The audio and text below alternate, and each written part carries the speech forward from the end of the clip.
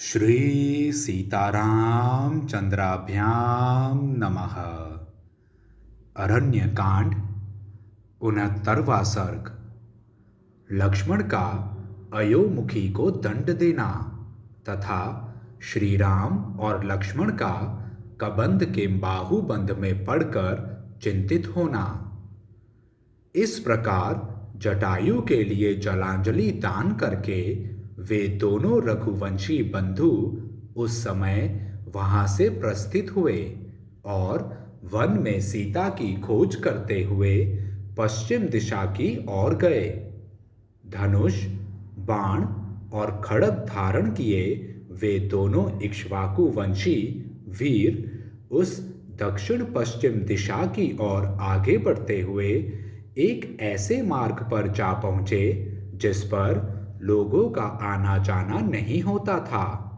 वह मार्ग बहुत से वृक्षों, झाड़ियों और लता बेलों द्वारा सब ओर से घिरा हुआ था।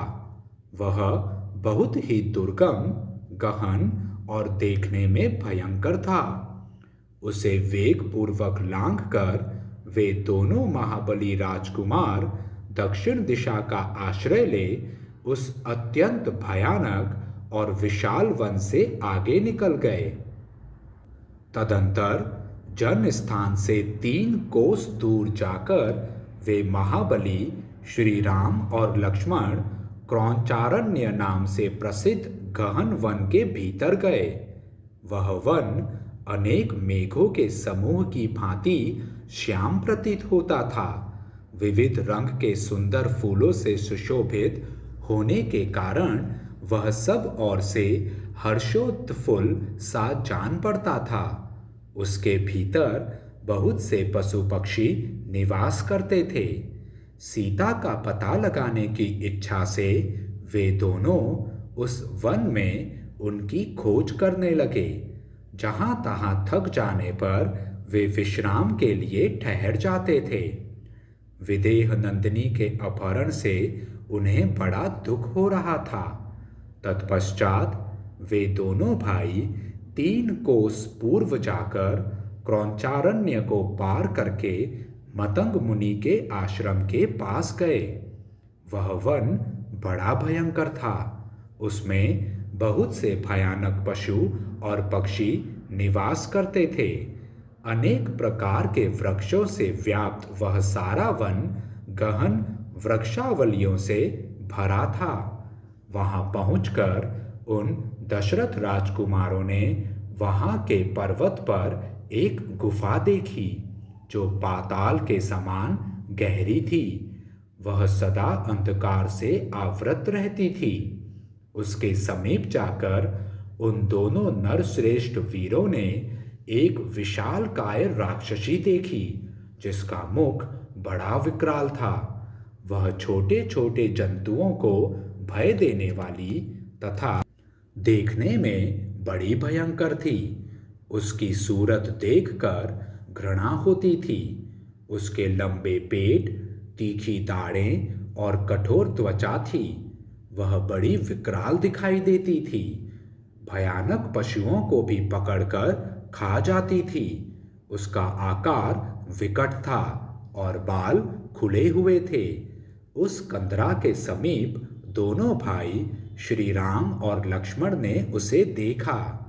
वह राक्षसी उन दोनों वीरों के पास आई और अपने भाई के आगे आगे चलते हुए लक्ष्मण की ओर देखकर बोली, आओ हम दोनों रमण करें।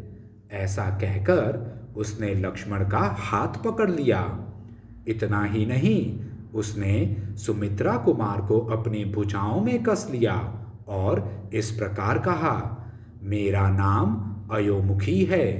मैं तुम्हें भार्या रूप से मिल गई तो समझ लो बहुत बड़ा लाभ हुआ और तुम मेरे प्यारे पति हो। प्राणनाथ वीर, यह दीर्घ काल तक स्थिर रहने वाली आयु पाकर तुम पर्वत की दुर्गम कंदराओं में तथा नदियों के तटों पर मेरे साथ सदा रमण करोगे। राक्षसी के ऐसा कहने पर शत्रुसूदन लक्ष्मण क्रोध से जल उठे। उन्होंने तलवार निकालकर उसके कान, नाक और स्तन काट डाले। नाक और कान के कट जाने पर वह भयंकर राक्षसी जोर जोर से चिल्लाने लगी और जहां से आई थी उधर ही भाग गई। उसके चले जाने पर वे दोनों भाई शक्तिशाली श्री राम और लक्ष्मण बड़े वेग से चलकर एक गहन वन में जा पहुंचे। उस समय महातेजस्वी, धैर्यवान, सुशील एवं पवित्र आचार विचार वाले लक्ष्मण ने हाथ जोड़कर अपने तेजस्वी भ्राता श्री रामचंद्र जी से कहा, आर्य, मेरी बाईं बाह जोर जोर से फड़क रही है और मन उद्विग्न सा हो रहा है। मुझे बार बार बुरे शकुन दिखाई देते हैं, इसलिए आप भय का सामना करने के लिए तैयार हो जाइए। मेरी बात मानिए, ये जो बुरे शकुन हैं वे केवल मुझे ही तत्काल प्राप्त होने वाले भय की सूचना देते हैं। इसके साथ एक शुभ शकुन भी हो रहा है।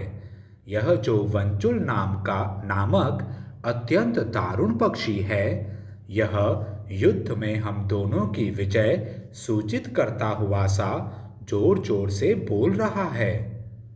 इस प्रकार बलपूर्वक उस सारे वन में वे दोनों भाई जब सीता की खोज कर रहे थे, उसी समय वहां बड़े जोर का शब्द हुआ जो उस वन का विध्वंस करता हुआ सा प्रतीत होता था। उस वन में जोर जोर से आंधी चलने लगी। वह सारा वन उसकी लपेट में आ गया। वन में उस शब्द की जो प्रतिध्वनि उठी, उससे वह सारा वन प्रांत गूंज उठा। भाई के साथ तलवार हाथ में लिए भगवान श्री राम उस शब्द का पता लगाना ही चाहते थे कि एक चौड़ी छाती वाले विशालकाय राक्षस उन पर उनकी दृष्टि पड़ी। उन दोनों भाइयों ने उस राक्षस को अपने सामने खड़ा पाया। वह देखने में बहुत बड़ा था, किंतु उसके न मस्तक था न गला। कबंध धड़ मात्र ही उसका स्वरूप था और उसके पेट में ही मुंह बना हुआ था। उसके सारे शरीर में पैने और तीखे रोए थे। वह महान पर्वत के समान ऊंचा था। उसकी आकृति बड़ी भयंकर थी। वह नील मेघ के समान काला था और मेघ के समान ही गंभीर स्वर में गर्जना करता था। उसकी छाती में ही ललाट था और ललाट में एक ही लंबी चौड़ी तथा आग की ज्वाला के समान दहकती हुई भयंकर आंख थी जो अच्छी तरह देख सकती थी। उसकी पलक बहुत बड़ी थी और वह आंख भूरे रंग की थी। उस राक्षस की दाढ़ें बहुत बड़ी थीं तथा वह अपनी लपलपाती हुई जीभ से अपने विशाल मुख को बारंबार चाट रहा था। अत्यंत भयंकर रीछ, सिंह, हिंसक पशु और पक्षी ये ही उसके भोजन थे। वह अपनी एक एक योजन लंबी दोनों भयानक भुजाओं को दूर तक फैला देता और उन दोनों हाथों से नाना प्रकार के अनेकों भालू, पक्षी, पशु तथा मृगों के व्युत्पत्तियों को पकड़कर खींच लेता था। उनमें से जो उसे भोजन के लिए अभिष्ट नहीं होते, उन जंतुओं को वह उन्हीं हाथों से पीछे ढकेल देता था। दोनों भाई श्री राम और लक्ष्मण जब उसके निकट पहुंचे, तब वह उनका रास्ता रोककर खड़ा हो गया। तब वे दोनों भाई उससे दूर हट गए और बड़े गौर से उसे देखने लगे। उस समय वह 1 कोस लंबा जान पड़ा। उस राक्षस की आकृति केवल कबंध के ही रूप में थी, इसलिए वह कबंध कहलाता था। वह विशाल, हिंसापरायण, भयंकर तथा 2 बड़ी बड़ी भुजाओं से युक्त था और देखने में अत्यंत घोर प्रतीत होता था। उस महाबाहु राक्षस ने अपनी दोनों विशाल भुजाओं को फैलाकर उन दोनों रघुवंशी राजकुमारों को बलपूर्वक पीड़ा देते हुए एक साथ ही पकड़ लिया। दोनों के हाथों में तलवारें थी, दोनों के पास मजबूत धनुष थे और वे दोनों भाई प्रचंड तेजस्वी, विशाल भुजाओं से युक्त तथा महान बलवान थे। तो भी उस राक्षस के द्वारा खींचे जाने पर विवशता का अनुभव करने लगे। उस समय वहां शूरवीर रघुनंदन श्री राम तो धैर्य के कारण व्यथित नहीं हुए, परंतु बाल बुद्धि होने तथा धैर्य का आश्रय न लेने के कारण लक्ष्मण के मन में बड़ी व्यथा हुई। तब श्री राम के छोटे भाई लक्ष्मण विषादग्रस्त हो श्री रघुनाथ जी से बोले, वीरवर, देखिए मैं राक्षस के वश में पड़कर विवश हो गया हूँ।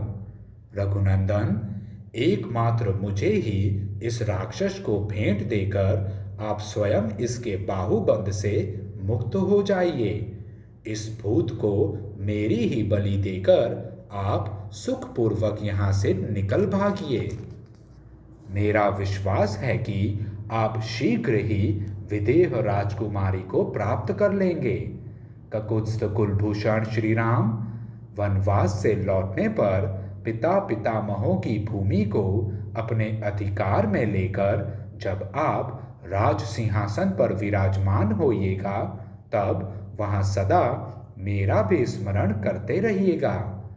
लक्ष्मण के ऐसा कहने पर श्री राम ने उन सुमित्रा कुमार से कहा, वीर, तुम भयभीत न हो। तुम्हारे जैसे शूरवीर इस तरह विषाद नहीं करते हैं। इसी बीच में क्रूर हृदय वाले दानव शिरोमणि महाबाहु कबंध ने उन दोनों भाई श्री राम और लक्ष्मण से कहा, तुम दोनों कौन हो? तुम्हारे कंधे बैल के समान ऊंचे हैं। तुमने बड़ी बड़ी तलवारें और धनुष धारण कर रखे हैं। इस भयंकर देश में तुम दोनों किस लिए आए हो? यहाँ तुम्हारा क्या कार्य है? बताओ। भाग्य से ही तुम दोनों मेरी आंखों के सामने पड़ गए।